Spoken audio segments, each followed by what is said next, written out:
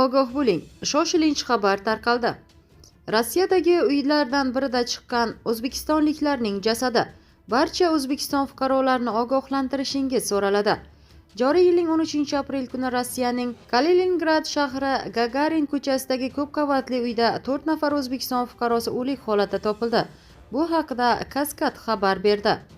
Qayd etilishicha, ularning o'limida tergovchilar tomonidan jinoyat alomatlari aniqlanmagan.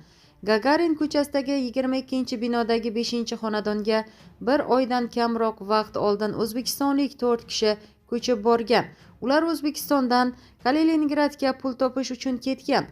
Marhumlarning jasadi olib chiqilgach, uyning eshigi qulflangan. Tergovchilar qo'shnilarni ham so'roqqa tutgan.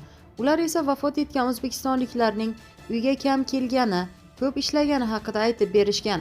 Yaxshi odamlar edi. Har kuni ertalab soat 8:30larda chiqib ketardi. Kechqurun ham soat 9lar atrofida qaytib kelardi. Faqat eshik yopilishi ovozini eshitar edik. O'zi juda xotirjam edi, deya eslaydi Lyudmila ismli qo'shni ayol.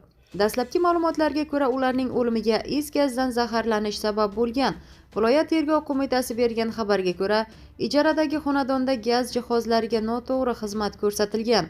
Ish bo'yicha tergov ishlarini viloyat prokuraturasi ham nazorat qilmoqda. Xonadon egasi ularning o'limi uchun javobgar bo'lishi mumkin. Ish ochilgan modda bo'yicha eng ko'p jazo bir necha yillik qamoq jazosiga to'g'ri keladi, degan Rossiya tergov qo'mitasi rahbarining Kaliningrad viloyati bo'yicha katta yordamchisi. Eslatib o'tamiz, 2024-yilning noyabr oyida Rossiyaning Sankt-Peterburg shahridagi uylardan birining yerto'lasidan o'zbekistonlik ayolning jasadi bo'lgan sumka topilganda, jasadning shaxsiga aniqlik kiritilganda, u 31 yoshli O'zbekiston fuqarosi ekani aniqlangan.